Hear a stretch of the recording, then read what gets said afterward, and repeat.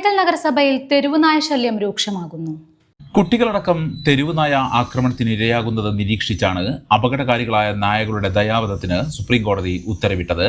ജില്ലയിൽ പെരുവള്ളൂരിലെ സിയ ഫാരിസ് എന്ന 5.5 വയസ്സുകാരി തെരുവുനായ ആക്രമണത്തിൽ മരിക്കുന്നത് കഴിഞ്ഞ വർഷം ഏപ്രിലായിരുന്നു. പ്രതിരോധ വാക്സിൻ എടുത്തിട്ടും പേവിഷബാധയേറ്റ് ജീവൻ പൊലിയുകയായിരുന്നു. കഴിഞ്ഞ 3-ന് പരപ്പനങ്ങാടിയിൽ തെരുവുനായ ആക്രമണത്തിൽ പരിക്കേറ്റത് 8 പേർക്കാണ്.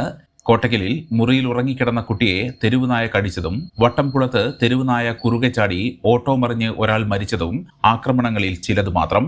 കഴിഞ്ഞ വർഷം മാത്രം 8652 പേർക്ക് ജില്ലയിൽ തെരുവുനായയുടെ കടിയേറ്റിട്ടുണ്ടെന്നാണ് ജില്ലാ ആരോഗ്യ വകുപ്പിന്റെ കണക്ക്.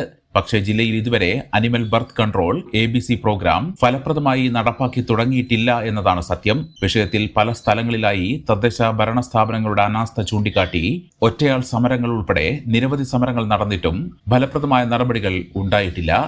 കോട്ടക്കൽ ബൈപ്പാസിൽ വിദേശികളടക്കം താമസിക്കുന്ന ഏകദേശം 300ഓളം വിദേശികൾ താമസിക്കുന്നതിൻ്റെ ആയുർവേദശാലൻ്റെ ബിൽഡിങ്ങിൻ്റെ അടുത്ത് തെരുവുനായകളെ പോറ്റുകയാണെന്ന് തന്നെ പറയാം. പച്ച ഇറച്ചി, അതുപോലെ തന്നെ ചിക്കൻ കടയിലത്തെ വേസ്റ്റ്, ഹോട്ടലത്തെ വേസ്റ്റ് ദിവസം കൊണ്ടുവന്നിട്ടിട്ട് ചില പ്രത്യേക സ്ഥലങ്ങളിൽ കൊണ്ടുവന്നിട്ട് അവയെ പോറ്റുകയാണ്. അതുകൊണ്ട് തന്നെ പുതിയ തെരുവുനായകൾ ഇവിടെ വർദ്ധിക്കുന്നുണ്ട്.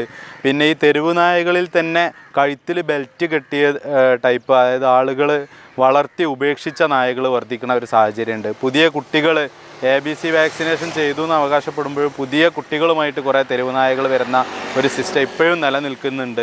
രൂക്ഷമായ തെരുവുനായ ശല്യമാണ്. ഞാനിവിടെ പലപ്പോഴും വേസ്റ്റ് കണ്ട് അത് ഫോട്ടോ എടുത്ത് അത് CCM നഗരസഭൻ്റെ CCM ഉദ്യോഗസ്ഥന് വിളിച്ചിട്ട് ഇപ്പോൾ അദ്ദേഹം ഫോൺ തന്നെ എടുക്കാറില്ല.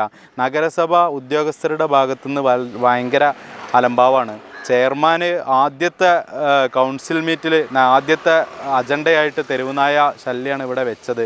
പക്ഷേ അവർക്കൊന്നും ഒരു ആക്ഷൻ എടുക്കാനുള്ള ഒരു നിലവിലൊരു സിസ്റ്റം ഇല്ല എന്നാണ് പറഞ്ഞിരുന്നത്. ഇപ്പോൾ വന്ന സുപ്രീം കോടതി വിധി ഒരു ഗവൺമെൻറ് ഓർഡറായിട്ട് വന്നാൽ ഉടനെ നടപ്പിലാക്കുമെന്നാണ് അദ്ദേഹം പറയുന്നത്.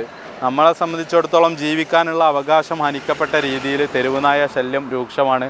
അതുപോലെ തന്നെ നമ്മളെ കുറുനരിയും അതൊക്കെ ഈ നഗരസഭയുടെ ഈ അതിർത്തിയിൽ ഈ വിദേശികളാണെങ്കിലും സ്വദേശികളാണെങ്കിലും ഇവിടെ വരുന്ന ആളുകൾക്ക് ബുദ്ധിമുട്ടാവുന്ന രീതിയിൽ ഇപ്പോഴും രൂക്ഷമായ തെരുവുനായ ശല്യം നിലനിൽക്കുകയാണ്.